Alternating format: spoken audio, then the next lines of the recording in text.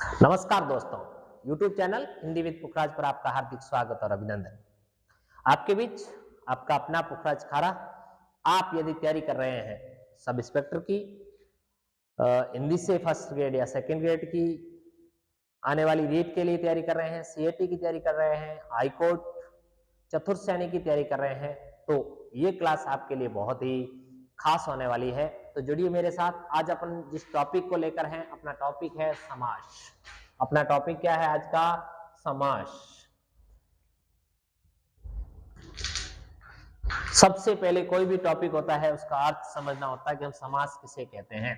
दो या दो से अधिक पदों के बीच मेल, जो संयोजक शब्दों अथवा कारक चिन्हों का लोप हो, उन्हें हम क्या कहते हैं? समास कहते हैं।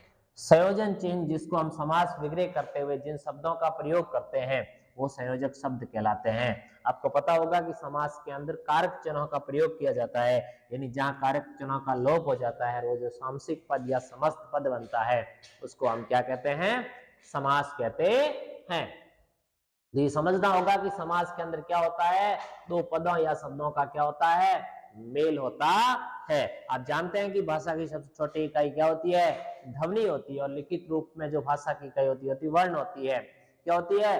वर्ण होती है। और वर्ण जब मिलता है तो शब्द बनता है, और शब्द किसी वाक्य के बीच में आता तो क्या बनता है? पद। तो यहाँ पर हम पदों या शब्दों का मेल भी कह सकते हैं। दो शब्दों के मेल को भी हम क्या कहते हैं? शब्दों के मेल को हम क्या कहते हैं? समास कहते हैं। जिसमें ध्यान रहे संयोजक शब्दों और कारक चिन्हों का लोप होता है, यानी वो गायब होते हैं। ये बात आपको समझ में आ गई होगी। अगला टॉपिक है समास का महत्व क्या है। समास का महत्व यह है कि कम शब्दों में अधिक कहने के लिए समास का प्रयोग किया जाता है। देखिए, एक सवाल आता है कि संधि और समास दोनों की समान विशेषता क्या है? तो उन दोनों की समान विशेषता है संक्षिप्तीकरण। क्या है? संक्षिप्तीकरण। संक्षिप्तीकरण इन दोनों की विशेषता है, यानी दोनों का काम है छोटा करना। जैसे भाई और बहन में 6 शब्द थे, जब समास होगा तो और हट जाएगा तो 4 शब्द रह गए, तो संक्षिप्तीकरण हो गया। विशेष क्या बात है खास? दो या दो से अधिक पदों को मिलाकर एक करने की क्रिया को हम क्या कहते हैं? समास कहते हैं। दो या दो से अधिक पदों को मिलाकर एक करने की जो क्रिया है, पद या समास शब्दों से मेल से जो शब्द बनता है उसको हम क्या कहते हैं? समास कहते हैं। दो या दो से अधिक पदों के मेल से बना एक ही पद समस्त पद या सामसिक पद कहलाता है। यानी जो समास होता है उसको हम क्या कहते हैं? समस्त पद या सामसिक पद कहते हैं। समस्त पद या सामसिक पद कहते हैं। ये विशेष बात थी। अब है समास विग्रह। समास विग्रह किसे कहते हैं? समस्त पद या सामसिक पद को विखंडित करना और संयोजन चिन्ह या शब्द या कारक चिन्ह से युक्त बना हुआ शब्द समास विग्रह कहलाता है। थोड़ा सा आप समझ लीजिए कि जैसे ये माता पिता, यहां पर अपन इसको जब करेंगे तो माता और पिता।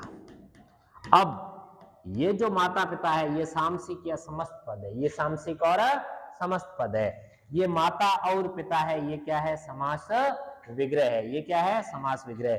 ये जो और है ये क्या है? संयोजन चिन्ह है। क्या है? संयोजक चिन्ह है, जो इन दोनों को क्या करने का काम करता है? जोड़ने का काम करता है। जब इससे युक्त होता है, यानी संयोजक चिन्ह से युक्त होता है, तो ये समास विग्रह कहलाएगा। क्या कहलाएगा? समास विग्रह कहलाएगा। और मान लो ये इसका लोप हो जाता है, यानी यहां पर इस शब्द में और का क्या है? लोप है, तो ये सामसिक पद कहलाता है। क्या कहलाता है? सामसिक या समस्त पद कहलाता है। सामसिक या समस्त पद कहलाता है।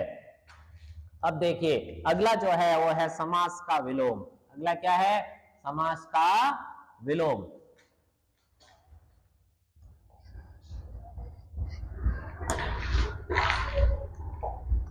समास का विलोम, यदि आपसे पूछ लिया जाए कि समास का विलोम क्या होता है, तो उत्तर होगा समास, जिसका अर्थ होता है विस्तार करना, और संधि दोनों का काम क्या है? संक्षिप्तीकरण। तो समास का विलोम व्यास होता है। क्या होता है भाई?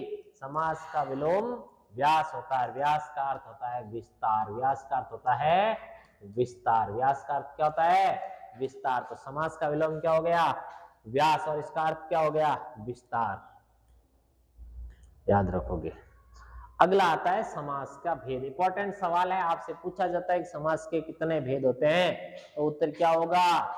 समास के 6 भेद होते हैं। कितने भेद होते हैं? 6। सीधा सीधा यदि पूछा जाए कि समास के कितने भेद होते हैं, 6 भेद होते हैं। लेकिन ये पूछ लिया कि पदों की प्रधानता के आधार पर समास के 4 भेद होते हैं।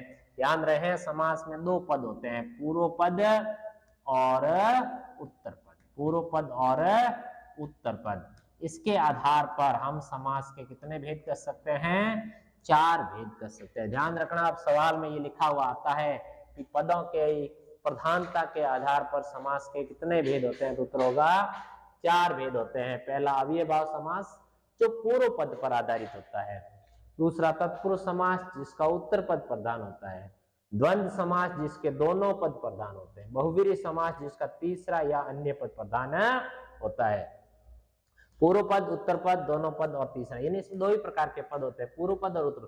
पूर्व पद जिसका प्रधान होता है अव्ययभाव समास, उत्तर पद जिसका प्रधान होता है तत्पुरुष समास। द्वंद्व समास, जिसके दोनों पद प्रधान होते हैं। बहुव्रीहि समास, जिसके दोनों नहीं, कोई तीसरा अर्थ निकलता है, तो वहां पर द्वंद्व समास होता है, सॉरी बहुव्रीहि समास होता है। अब देखिए, समास में कुल पद कितने होते हैं? समास में 2 पद होते हैं।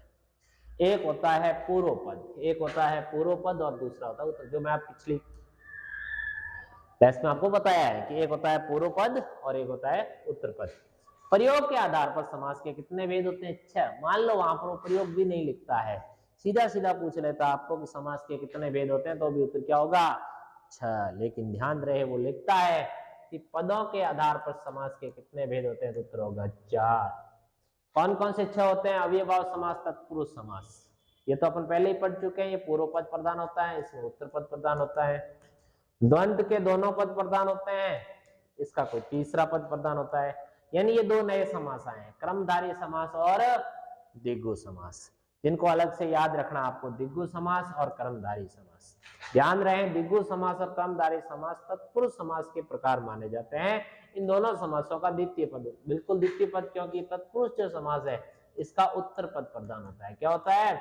और इसके ये भाग माने जाते हैं, इसलिए द्विगु और क्रमधारी समास का भी कौन सा पद प्रधान होता है? उत्तर पद प्रधान होता है। अव्ययभाव, अब देखो समासों के प्रकारों के बारे में, पदों के बारे में, समास विग्रह के बारे में, सामसिक पद के बारे में, समास पद के बारे में अपन ने पढ़ लिया है, पदों को पढ़ लिया है, उनके प्रकारों को पढ़ लिया है। अब सबसे पहले अपन करेंगे एक समास जिसका नाम है अव्ययभाव समास। क्या नाम है भाई? अव्ययभाव समास। वो समास जिसका पूर्व पद या समस्त पद क्या हो?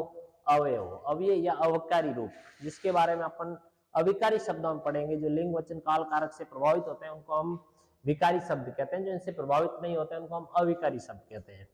देखिए, अव्यय या तो उसका पहला पद, इसका सबसे पहले चीज पढ़ी हमने कि इसका पूर्व पद क्या होता है? प्रधान होता है। कई बार समस्त पद अव्यय होता है, अर्थात अविकारी रूप में प्रयुक्त होता है, उसे हम अव्ययभाव समास कहते हैं। इसकी परिभाषा समझ लें, वो समास जिसका पूर्व पद या समस्त पद क्या होता है? अव्यय होता है।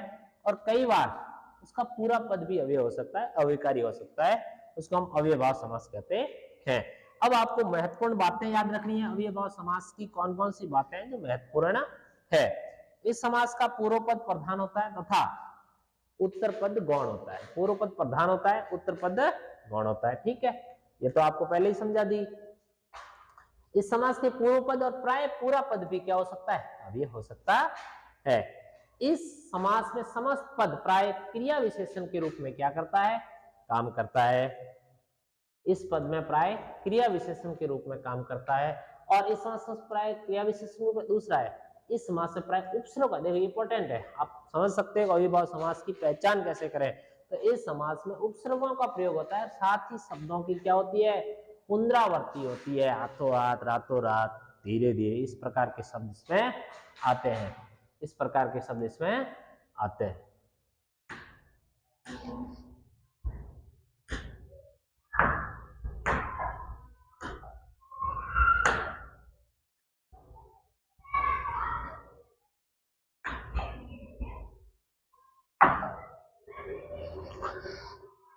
अब देखिए, हम अव्ययभाव समास के कुछ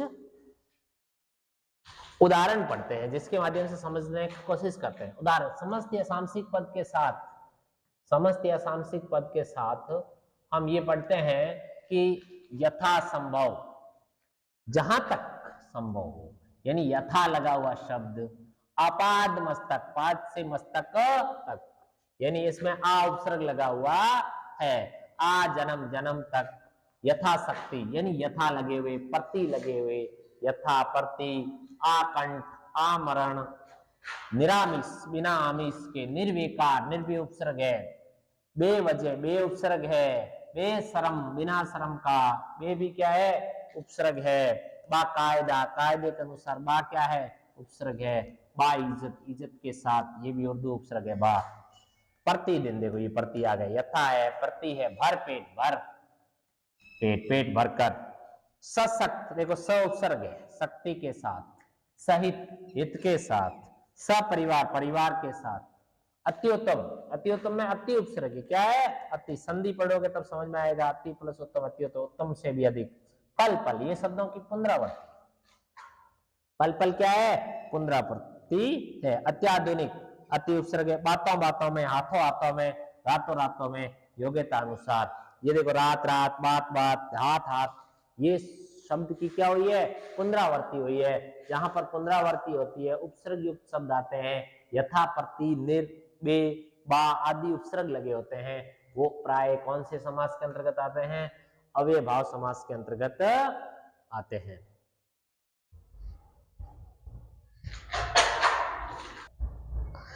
अपन ने अव्यय भाव समास पढ़ा और उसका जो दूसरा रूप है पदों के आधार पर जिसका उत्तर पद प्रधान होता है वो होता है तत्पुरुष समास। इसका दूसरा रूप है और इसका क्या होता है उत्तर पद क्या होता है प्रधान होता है। इसकी परिभाषा क्या होगी, वो समास जिसका पूर्व पद गौण होता है, पूर्व पद क्या होता है गौण होता है, उत्तर पद या द्वितीय पद या दूसरा पद प्रधान होता है, कर्ता और संबोधन कारक को छोड़कर शेष अन्य कारकों की विभक्ति चिन्ह, चिन्ह लिख दिया कोई बात नहीं, चिन्ह का लोप होता है उसे तत्पुरुष समास कहते हैं।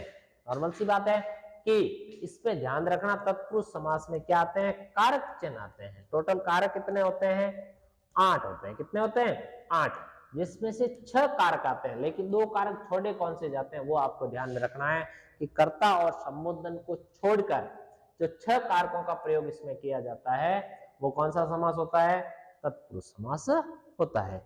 यानी कारकों के आधार पर कारक के विभक्ति चिन्हों का इसमें क्या होता है प्रयोग होता है। तो इसका उत्तर पद प्रदान होता है, कर्ता संबोधन को छोड़कर शेष कारकों के विभक्ति चिन्ह का इसमें लोप होता है, वो कौन सा समास कहलाता है तत्पुरुष समास कहलाता है। ठीक है भैया, चलो अब ये आपने को समझना होगा, ये 6 कारक है, यानी अपन ने 2 कारक छोड़ दिए, कितने कारक छोड़े हैं 2, 2 छोड़े कौन से हैं कर्ता और संबोधन, पहला और अंतिम, कर्ता ने कर्म को करण से संप्रदान के लिए अपादान से संबंध काके की अधिकरण में पर संबोधन है, हा समझ गए हो, आश्चर्यजनक शब्दों के लिए आता है। लेकिन अपने इन 2 को क्या करना है छोड़ना है, इनको भूलना नहीं है, याद रखना है कि आपने किन 2 को छोड़ा है।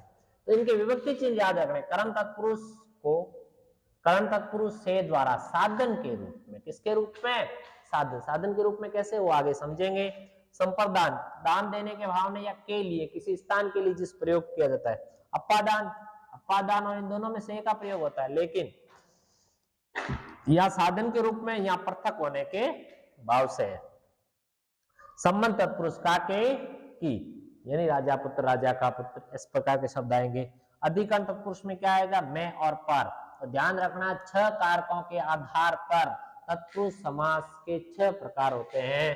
पहला कर्म तत्पुरुष समास, करण तत्पुरुष समास, संप्रदान तत्पुरुष समास, अपादान तत्पुरुष समास, संबंध तत्पुरुष समास और अधिकरण तत्पुरुष समास। अब हम पहले समास के बारे में पढ़ेंगे, कर्म तत्पुरुष समास के बारे में। हमने पहले ही पढ़ लिया कि इसका जो विभक्ति चिन्ह है वो क्या है को है, क्या है को है। क्या आएगा कर्म तत्पुरुष समास वो समास होगा जहां 2 पदों के बीच में कर्म कारक की विभक्ति कर्म को का क्या हो जाता है लोप होता है, वो कर्म तत्पुरुष समास होता है। जैसे यश प्राप्त, यश को प्राप्त करने वाला, दिल तोड़ दिल को तोड़ने वाला। ग्रामगत, ग्राम को गत, सर्वज्ञ, सबको जानने वाला। ये समास विग्रह आना चाहिए आपको। ख्याति को प्राप्त, प्राप्त किसको करेगा? ख्याति को करेगा। जितने, इंद्रियों को जीतने वाला। प्राप्त, उदक को प्राप्त। चिड़ी को मारने वाला, चिड़िया को मारने वाला। कट फोड़वा, काट को फोड़ने वाला एक पक्षी होता है, कट फोड़वा। सर्वप्रिय, सबको प्रिय। देशगत, देश को गत। शरण को आया हुआ, शरणागत। रोजगार को उन्मुख। वय को प्राप्त, शिव को अर्पण। नरों का भंसन करने वाला, नरभक्षी। मरण को आतुर, आतुर मतलब उसके लिए प्यासा। और जी भर, जी भरकर, जी भरकर। अब कर्म तत्पुरुष समास आपने पढ़ा, अभी समझ में आ गया होगा। को का लोप होता है। अब इसका दूसरा जो रूप है वो है करण तत्पुरुष समास। करण में अपन पहले ही पढ़ के आए हैं कि से और द्वारा का प्रयोग होता है। से और द्वारा का प्रयोग होता है, और किस रूप में होता है? साधन के रूप में होता है। और इन से और द्वारा का जहां पर लोप होता है वहां पर कौन सा समास होता है? करण तत्पुरुष समास होता है। तुलसी द्वारा कृत, द्वारा शब्द आ गया, यानी तुलसी द्वारा काम किया गया, तो साधन के रूप में काम आया। हाथों से लिखा गया, रेखा से अंकित किया गया कोई चीज की ये बाउंड्री है, ये किसके माध्यम से बताई गई? रेखा के माध्यम से बनाई, इसलिए रेखांकित किया। दुखी किससे है? शौक से दुख है, साधन है। गुरु द्वारा दत्त, दिया गया। मेघ से आच्छन, ढका हुआ, जैसे आसमान ढका हुआ है तो किससे ढका हुआ है? मेघ से, यानी बादलों से ढका हुआ है, तो मेघाच्छन। शुदा से आतुर, शुद्ध, शुदा का मतलब तो भूख। आतुर किससे है? भूख से, शुदा से। शल्य, चिकित्सा किससे की गई? चीर फाड़ के माध्यम से, शल्य के द्वारा।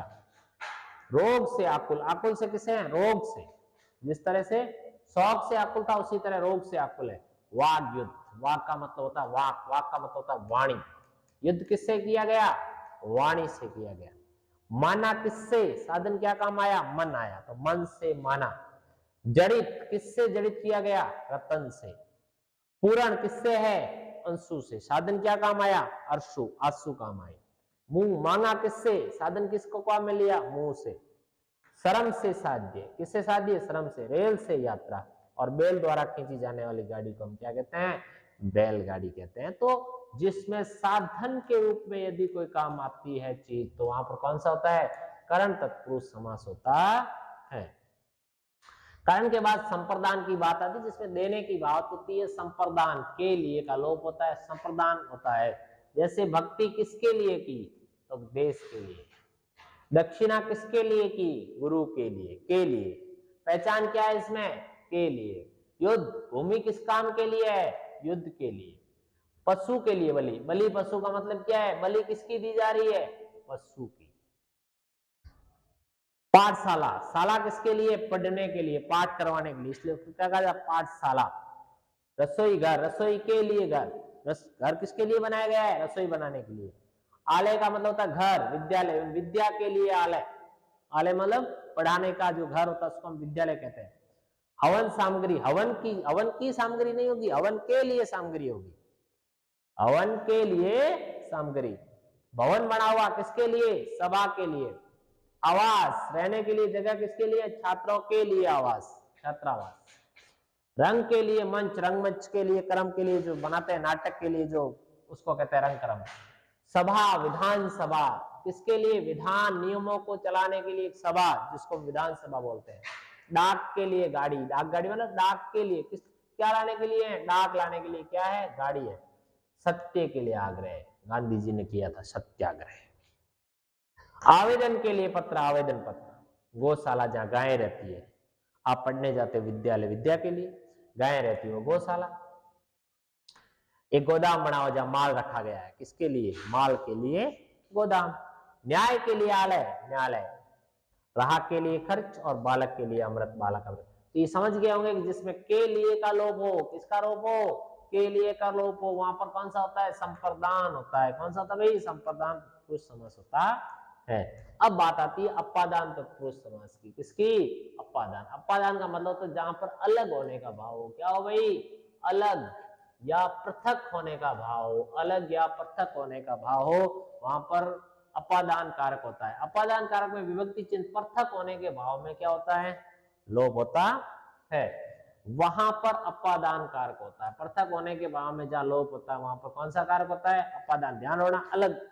जैसे पथ से भ्रष्ट, वो किससे अलग है? पथ से, क्योंकि वो उसका पथ क्या हो चुका है? भ्रष्ट हो चुका है। अच्छा होना चाहिए था, उसको छोड़ दिया उसने, पद से अलग कर दिया उसको, च्युत। क्रम से विमुख, क्रम की ओर बढ़ना चाहिए था, लेकिन वो उससे क्या है? विमुख है। सेवा से अलग हो गया, गंध से अलग हो गया, बुद्धि से हीन हो गया, यानी वहां भी ऋण से क्या हो गया? मुक्त हो गया, बंधन से भी मुक्त हो गया, देह से निकाल दिया गया, मतलब देह से अलग हो गया, और वृक्षा अलग, यानी वृक्ष से भी क्या होगी? डाली अलग होगी। ध्यान रहे इसकी पहचान क्या है? पहचान यह है कि जिस शब्दों के पीछे च्युत, हीन, विमुख, मुक्त, भ्रष्ट, रहित, वंचित, विरत आदि द्वितीय तथा उत्तर पद में होते हैं, प्रायः अपादान होते हैं। प्राय होते हैं, सब जगह नहीं होते, एक आध हो सकता है, गलत आप कल लेकर आ जाओ, लेकिन प्राय वहां पर क्या होगा? अपादान होगा, यानी अलग होने का भाव। इन शब्दों को रट लीजिएगा। इस प्रकार के शब्द लगे हुए हैं तो वहां पर कौन सा कारक होगा? अपादान का तत्पुरुष समास होगा। अपादान तत्पुरुष समास होगा। अगला जो है वो है संबंध तत्पुरुष समास। जहां संबंध कारक की विभक्ति का, के की विभक्ति चिन्हों का क्या होता है? लोप होता है। गंगा जल, गंगा के लिए जल नहीं है तो गंगा का जल होता है। गंगा थोड़ी पीती जल को, लोग पीते हैं तो वो, लेकिन जल किसका है? गंगा का है। किसका है? तो ये संबंध जोड़ रहा है कि जल का संबंध किससे जोड़ रहा है? गंगा से। राजा की माता, राजा की माता, राजमाता मतलब किसकी माता है? वो की संबंध है, उस माँ का संबंध किससे है? राजा से। नगर का सेठ, सेठ कहाँ का है? नगर का है, संबंध है। राजसभा, राजा के लिए सभा नहीं है, राजा की सभा है, उससे जोड़ा गया। उसको लेने वाला कौन है? राजा। गांव के लोग बैठे तो राजा के लिए नहीं, राजा की सभा है। कन्या का दान है, ग्रंथों की अवली है, की जुड़ी हुई है, अवली मतलब कतार होता है। सेना का पति, सेनापति, सेना के लिए पति नहीं, सेना का पति है। देव की मूर्ति, गंगा का तट, रघु का वंश, यानी जहां पर का, की, के जैसे शब्द आते हैं और आपस में क्या स्थापित करते हैं? संबंध स्थापित करते हैं, वहां संबंध तत्पुरुष समास होता है। वहां संबंध तत्पुरुष समास होता। अधिकरण तत्पुरुष समास में आपको विभक्ति चिन्ह तो याद रखने पड़ेंगे भाई, मैं और पर है। जिसका लोप होता है अधिकरण तत्पुरुष समास होता है। देखिए, सिर दर्द, आपको वाक्य को समझना होगा। सिर का दर्द नहीं होता है, सिर में दर्द होता है। दर्द कहां होता है? सिर के अंदर होता है, किसी सिर में दर्द। घोड़े पर सवार होता है, घोड़े का सवार थोड़ी होता है, घोड़े ऊपर बैठते हैं, तो घोड़े पर सवार। रथ के भी ऊपर बैठते हैं, रथ पर आउट। दही में डूबा हुआ, दही बड़ा क्या होता है? दही में डूबो खाते हैं, इसे दही में डूबा हुआ बड़ा।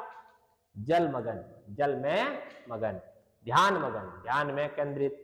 नरोत्तम, ये अच्छा वाक्य है। नरों में उत्तम, यानी इंसानों के अंदर भी जो ऊपर होता है उसको नरोत्तम बोलते हैं। पुरुषोत्तम यानी पुरुषोत्तम। रेल पर चलने वाली गाड़ी, यहाँ रेल का मतलब पटरी है। रेल का मतलब क्या है? पटरी पर चलने वाली गाड़ी। कवियों में राजा, कविराज, हेड, ऊपर वाला राजा। कला में निपुण, पर्वतों पर आरोहण और आप बीती, आप पर बीती। देखिए साथियों, अब तक अपन ने समास, समास के बारे में किसे कहते हैं? सामसिक पद, समास पद, समास विग्रह, उनके पद कितने होते हैं इनके बारे में पढ़ा, समास को परिभाषित किया, समास विग्रह के बारे में पढ़ा, संयोजन चिन्ह क्या होता है, कारक चिन्ह क्या होता है, समास के भेद कितने होते हैं, प्रकार कितने होते हैं, पदों के आधार पर कितने होते हैं, प्रयोग के आधार पर कितने होते हैं, और उसके बाद अपन ने पढ़ा अव्ययभाव समास और तत्पुरुष समास। तत्पुरुष समास के प्रकारों को पढ़ा, कारक के विभक्ति चिन्हों का प्रयोग होता है, ये हमने पढ़ा। कौन कौन से कर्ता और संबोधन कारक नहीं होते हैं, ये भी हमने पढ़ा। आज की क्लास में इतना ही। नेक्स्ट अगले 4 समास है अगली क्लास में लेकर आएंगे। तब तक के लिए जय हिंद, जय भारत, धन्यवाद।